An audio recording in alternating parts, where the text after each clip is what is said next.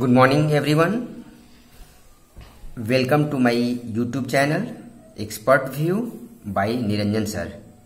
I would like to tell you that you watch my video till end. Please don't ignore to subscribe, share and click to bell icon. Now I am going to start chemistry for class 9th. Chapter first, matter in our surroundings. Matter in our surroundings.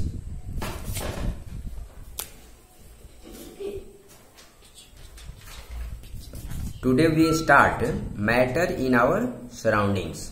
इस chapter को हम लोग clearly कई videos में पढ़ेंगे, तो आज हम इसका फर्स्ट वीडियो स्टार्ट कर रहे हैं और इसके लिए हम लोग नेक्स्ट वीडियोज बाद में करेंगे। अभी हम लोग फर्स्ट वीडियो करते हैं। Matter in our surroundings.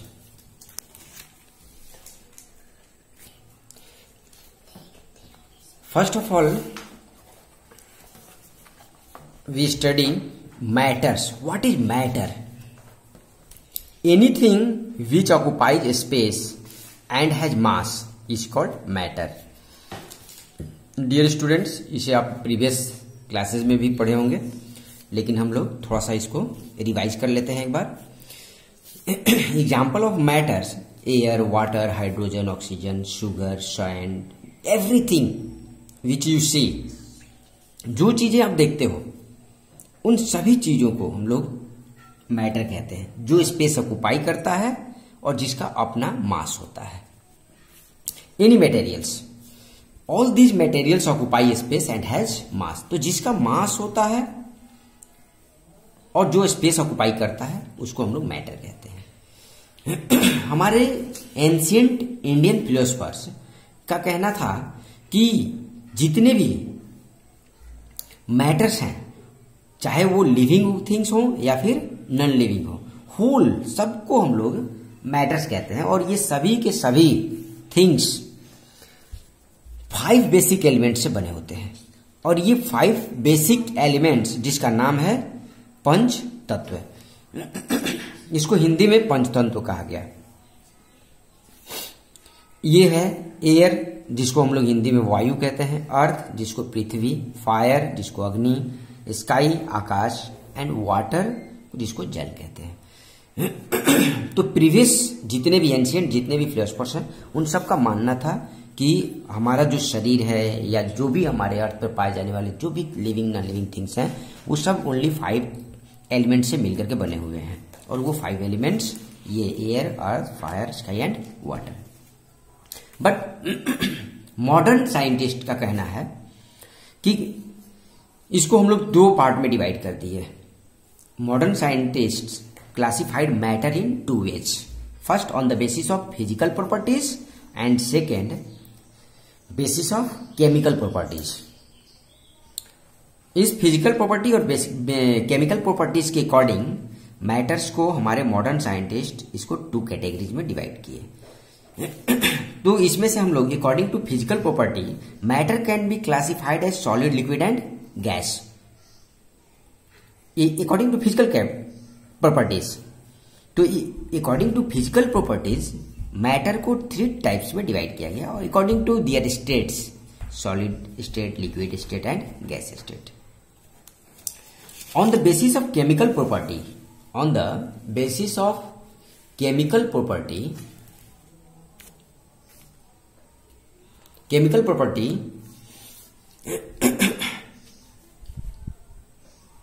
Matter can be classified as element, mixture and compound.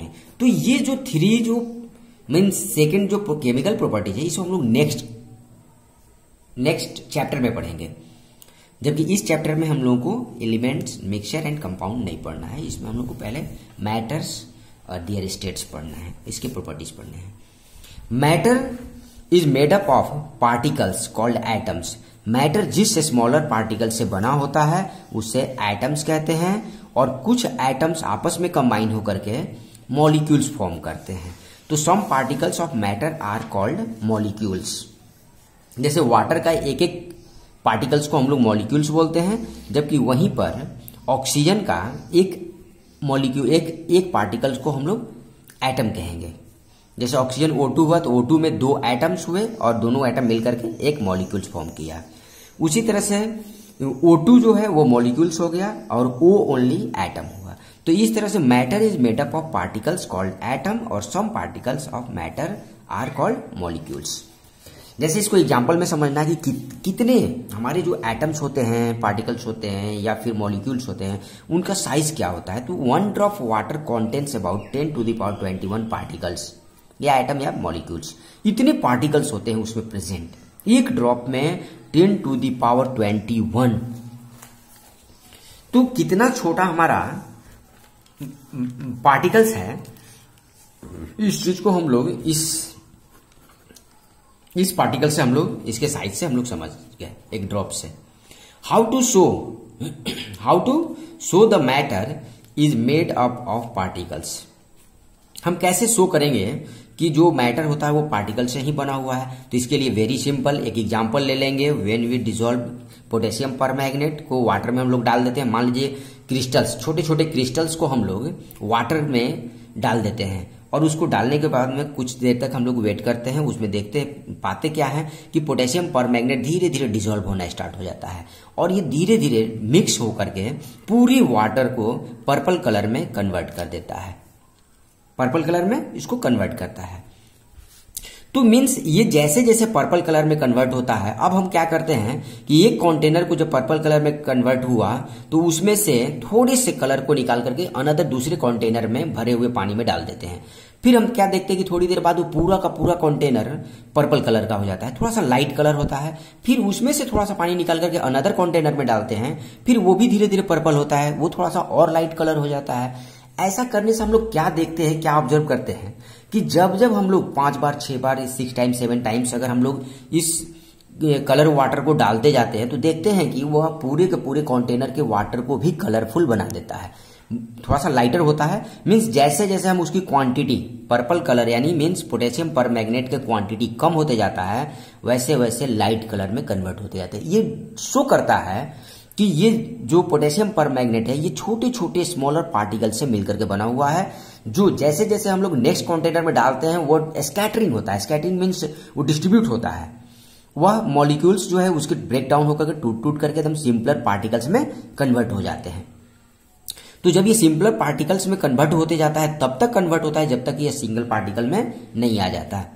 ठीक है, तो इस स्कैटरिंग को everywhere and change the colour of water, ये वाटर धीरे धीरे लाइटर होते जाता है। ये एक्सपेरिमेंट आपको ये बताता है कि कोई भी मैटर छोटे छोटे पार्टिकल से मिलकर के बना हुआ है। ऐसा एग्जांपल आप लोग किसी चीज में भी कर सकते हो। जैसे शुगर को अगर हम लोग 1 गिलास पानी में शुगर कुछ 100 ग्राम शुगर को डालते हैं, फिर उसको हम लोग 1 बाल्टी में डाल देते हैं। तो जब 100 ग्राम शुगर को हम लोग 1 गिलास पानी में डालते हैं तो उसका स्वीटनेस ज्यादा होता है, जबकि उसी को हम 1 बाल्टी में जब डालते हैं तो उसमें हम लोग क्या ऑब्जर्व करते हैं कि वहां पर जो स्वीटनेस है थोड़ा कम हो जाता है। इसका मतलब उसका पार्टिकल शुगर पार्टिकल्स पूरे बाल्टी के होल पार्ट में डिस्ट्रीब्यूट हो गया, स्कैटरिंग हो गया। मीन्स यहाँ स्मॉलर पार्टिकल्स को शो करता है कि हमारे जो मैटर्स हैं वो छोटे छोटे पार्टिकल से मिलकर के बने हुए हैं। Every particles of matter want to move due to kinetic energy. अब आप लोगों के माइंड में आ रहा होगा कि कोई भी पार्टिकल्स जो मूव करता है एक दूसरे से स्कैटरिंग होता है तो वो किस वजह से होता है। तो उसमें एक प्रकार का एनर्जी होता है जिसको हम लोग बोलते हैं काइनेटिक एनर्जी, जिसकी वजह से वह मूवमेंट प्रोवाइड करता है। एग्जाम्पल में अभी हमने आपको शुगर का ले लिया है, पोटेशियम परमैंगनेट का लिया है, इसमें वाटर है, सॉल्ट और वाटर है।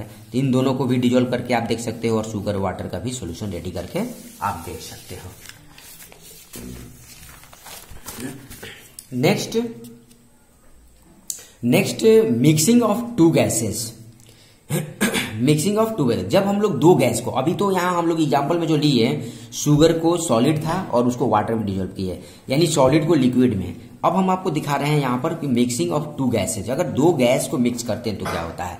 जैसे मान लीजिए कि हम अपने एयर में परफ्यूम को ओपन करते हैं। किसी परफ्यूम कंटेनर को जब हम ओपन करते हैं तो जैसे ही उसके कैप को अनक्लोज करते हैं तो वह रूम के सारे पार्ट में एकदम इक्वली डिस्ट्रीब्यूट हो जाता है और पूरे बिल्डिंग कहिए, पूरे बिल्डिंग में एवरी कॉर्नर तक इसका डिफ्यूजन हो जाता है। डिफ्यूजन का मतलब उसका एक्सपेंशन हो जाता है, फैल जाता है। एवरी उसका मीन्स कहने का मतलब है कि उसके जितने भी वो गैस जो है जिस पार्टिकल से मिलकर के बना हुआ वो पार्टिकल्स का नंबर उसमें बहुत ज्यादा है, जिसकी वजह से उसमें डिफ्यूजन होता है और तेजी से वो काइनेटिक एनर्जी के अकॉर्डिंग वो डिस्ट्रीब्यूट हो जाता है।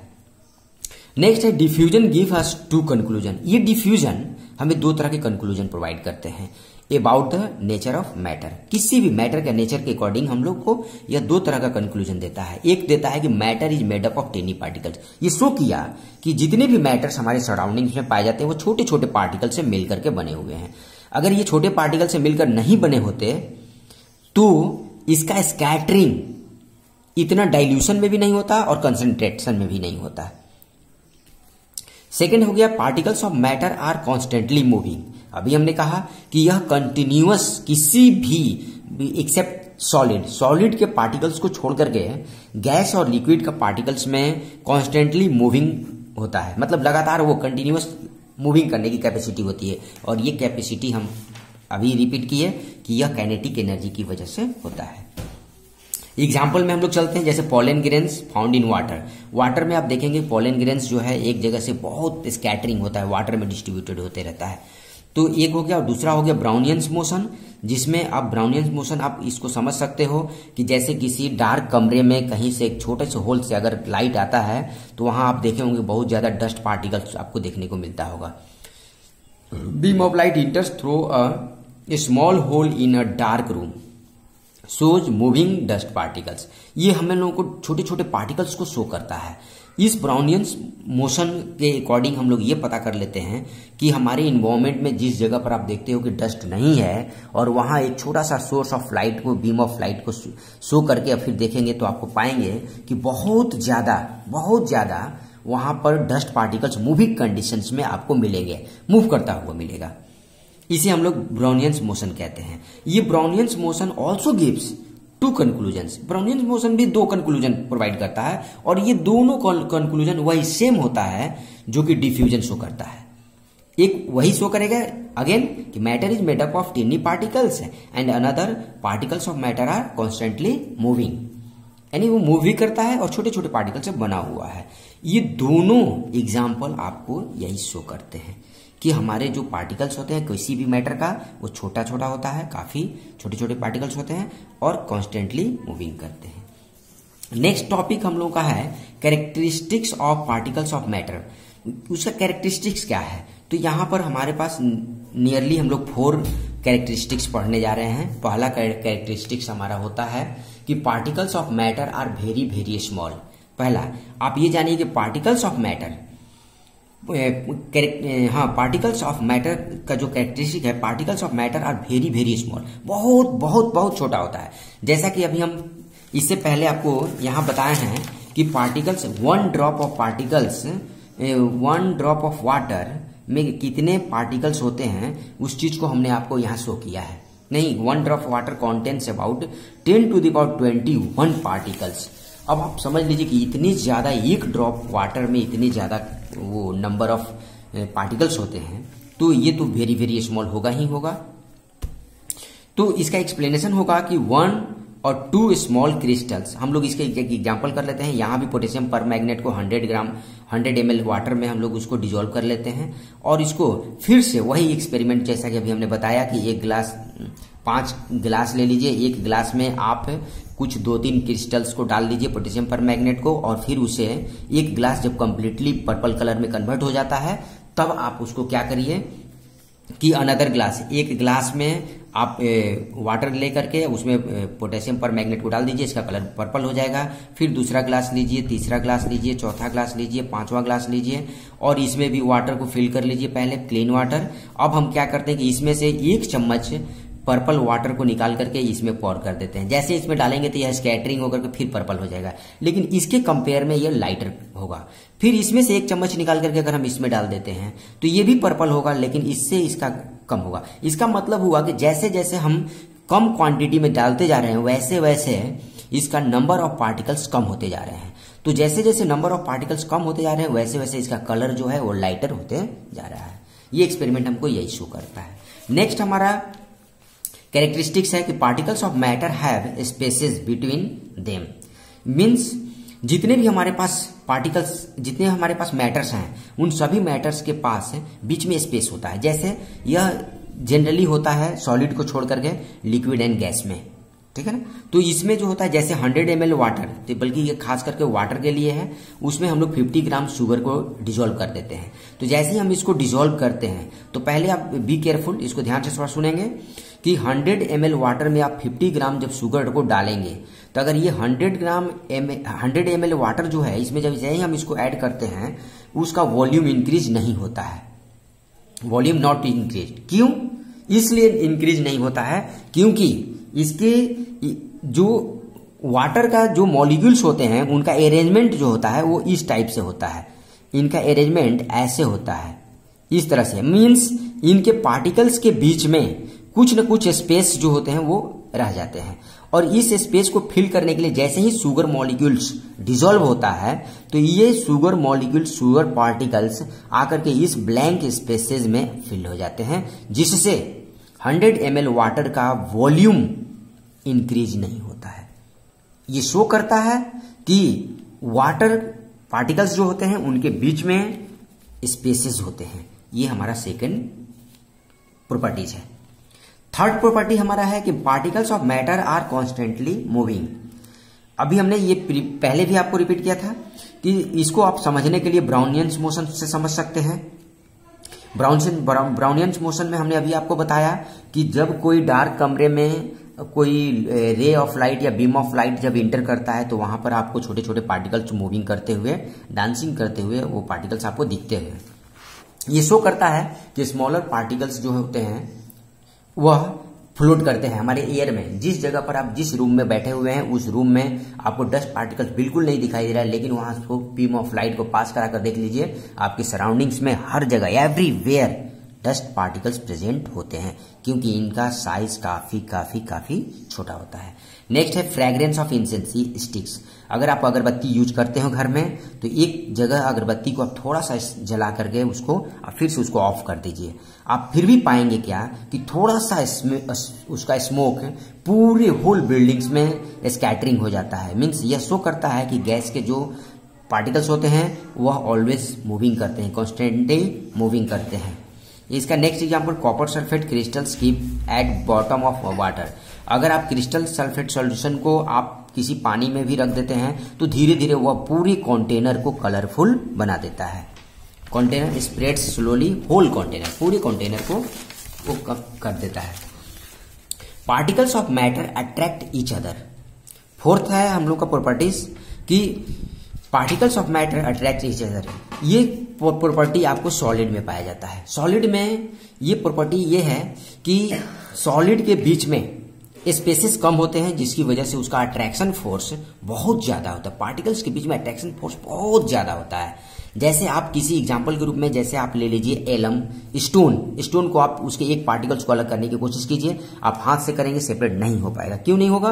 क्योंकि उसके पार्टिकल्स के बीच अट्रैक्शन फोर्स ज्यादा होता है और वो टाइटली पैक्ड होते हैं, ठीक है, उनके बीच में स्पेस नहीं होते। जैसे चौक हो गया, चौक भी सॉलिड है, चौक भी अलग हो जाता है, लेकिन चौक सेपरेट होता है उसके पार्टिकल, लेकिन एक पार्टिकल सेपरेट नहीं होता है, बल्कि वो ग्रुप ऑफ पार्टिकल सेपरेट होते हैं, ठीक है ना। लेकिन उनके बीच में जो अट्रैक्शन फोर्स होता है थोड़ा सा स्टोन के कंपेयर में कम होता है, ठीक है ना। वहीं पर आयरन रॉड ले लीजिए, आयरन रॉड से आप पार्टिकल्स को सेपरेट करने की कोशिश कीजिए, नहीं होगा, क्योंकि आयरन में उनके बीच अट्रैक्शन फोर्स ज्यादा होता है और बिटवीन प्लेस सबसे कम होता है। नेक्स्ट टॉपिक हम लोग नेक्स्ट वीडियोज में देखेंगे, ठीक है। Rigid and fluid and another जो है वो नेक्स्ट वीडियो में आपको मिलेगा। If this video has been favourite और understandable for you, please don't ignore it to subscribe and click bell icon for notifications so that my next video will come soon.